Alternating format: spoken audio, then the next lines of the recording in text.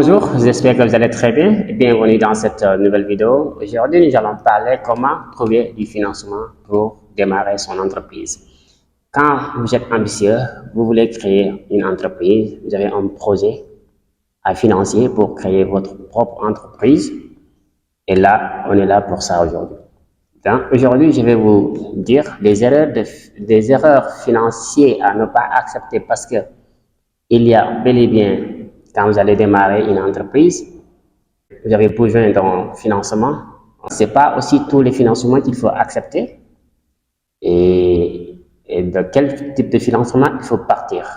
Donc là aussi, c'est très intéressant parce que vous pouvez accepter un financement qui ne vous arrange pas du tout. Donc ça va vous causer que des problèmes à l'avenir de votre entreprise. Et là, personne ne souhaite cela. Il faut comprendre que ici, qui s'engage à créer une entreprise et s'engage aussi à prendre ou à faire des prévisions. C'est-à-dire, il est prêt aussi à se lancer ou faire des prévisions des événements futurs. C'est de se projeter dans le futur. Qui parle de rentabilité de projet parle de se projeter du futur. Alors, quand vous avez un projet, forcément, vous avez étudié la rentabilité de ce projet. Mais est-ce que ce n'est pas un événement futur? Alors, quand vous êtes dans un événement futur, vous êtes forcément à l'incertitude. Parce que qui parle de l'événement qui doit se réaliser dans le futur parlera de l'incertitude. Parce que le futur est incertain. On peut le prévoir, mais ce n'est pas forcément. Donc, quelque chose qui est incertain, la probabilité de réalisation de nos objectifs de rentabilité. Et parfois, ce que nous prévoyons n'est pas la réalité. Les risques sont énormes quand vous créez une entreprise. Vous pouvez, dans le papier, vous pouvez dire que votre rentabilité, ça sera tant, mais en réalité, après que ce n'est pas cela, ça devient un peu compliqué pour vous. Donc, le mieux, c'est de prendre un bon choix de financement et essayer de démarrer son projet d'entrepreneuriat. D'abord, ici, l'erreur à ne pas faire, c'est une erreur que fait beaucoup d'entrepreneurs au niveau du financement de leur projet, parce que l'erreur de ne pas faire, c'est de faire appel à l'épargne publique. Là, il faut comprendre, faire appel à l'épargne publique, qu'est-ce que je veux dire là? C'est d'omettre des obligations. Arrêtez de faire omettre des obligations aux personnes physiques, c'est-à-dire vous et moi. Quand on fait appel à l'épargne publique, tu peux avoir un projet pertinent. Alors, je propose à un proche qui a de l'argent et il décide de me financer. Et ce que je dois arrêter de faire, c'est de promettre aux gens d'une rentabilité, c'est-à-dire un taux de rentabilité très élevé, voire même, je dois faire de telle sorte que ce soit nul. Tu me prêtes 50 000 et je retrouve 50 000. Et vous voyez que les gens ne vont pas accepter ça maintenant. Les gens veulent que vous les donnez, qu'ils vous donnent 50 000 et vous retournez peut-être 60 000. Et vous êtes dans l'incertitude. Parce que si vous faites appel à l'épargne publique des personnes proches de vous, vous allez collecter de l'argent pour démarrer votre entreprise, mais si votre entreprise n'a pas marché, vous êtes en obligation de retourner.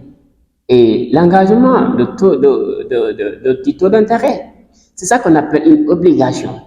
On met une obligation. Alors, si vous êtes obligé de faire appel à l'épargne publique, il faut les appeler en leur disant, viens, j'ai un projet, maintenant, ça manque de financement, vous allez financer, vous serez comme un actionnaire. Donc, quand on réalise un bénéfice, le bénéfice sera partagé. Donc, en ce moment, vous partagez les risques. Vous pouvez accepter ça, vous partagez les risques. Ça, c'est l'investisseur devient un actionnaire dans l'entreprise. Quand vous faites un bénéfice, vous partagez le bénéfice et quand vous faites une perte, vous partagez les pertes. Personne, vous n'avez rien à retourner. Donc, comme que votre projet, vous n'êtes pas sûr que ça sera rentable, je pense que le meilleur pour vous, c'est de faire cela. Mais quand vous empruntez de l'argent auprès des particuliers, les particuliers, ils ne vont rien comprendre. Si le projet part en faillite, eux, ils s'en foutent. Vous allez les rembourser le montant emprunté. Donc, ça devient un problème pour vous. Ça devient un problème et vous serez peut-être à l'incapacité de payer ces personnes parce que votre projet va prendre faillite. Et personne ne fera confiance encore à vous donner pour un projet qui est déjà en faillite. Donc, c'est ça qu'il faut comprendre. Il ne faut pas faire appel à l'épargne publique de façon obligataire. Si vous le faites, il faut accepter que la personne soit actionnaire. C'est le plus rassurant parce que tout investissement est risqué. Vous pouvez l'avoir au papier, mais ce n'est pas là, ça ne pouvait pas peut-être refléter à la réalité économique. Parce que il y a des conjonctures économiques qui peuvent bouleverser votre activité. Comme vous l'avez prévu, ça ne va pas se passer comme ça. Maintenant, deuxièmement, que vous allez pouvoir financer votre projet, moi je vous conseille de démarrer, votre entreprise, par vos propres moyens, vos fonds propres. C'est-à-dire, si vous avez 50 000 francs, acceptez de démarrer un projet de 50 000. Si vous avez 100 000, acceptez de démarrer un projet de 100 000. C'est une entreprise, c'est pas une vitesse, c'est une question d'endurance. La réussite n'est pas pour les gens qui sont forts, ni sont ceux qui sont rapides, mais c'est ceux qui n'abandonnent jamais. En général, c'est ceux qui n'abandonnent jamais finira toujours par réussir.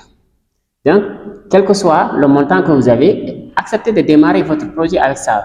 La force se trouve dans la résistance. C'est-à-dire quelqu'un qui n'abandonne jamais. À force que vous n'abandonnez pas, avec vos propres moyens, vous allez pouvoir arriver à un point que vous souhaitez. Donc, commencez par ses propres moyens. Vos risques, c'est à vous. Si vous n'arrivez pas à réussir, personne ne va venir vous demander au retour remboursement mon argent. Donc, c'est moins risqué. Encore, troisièmement, vous pouvez aussi vous rapprocher de la banque. Vous pouvez aussi vous rapprocher de la banque si vous êtes vraiment en nécessité, que vous ne pouvez pas démarrer votre entreprise avec les moyens que vous avez. Vous pouvez vous rapprocher de la banque. La banque est là pour ça, pour financer des projets pertinents avec la banque accepte des risques, mais ces risques ne soient pas trop élevés. Maintenant, si vous avez une somme, rapprochez-vous de la banque et présentez votre projet et dites-les que c'est ça que j'ai.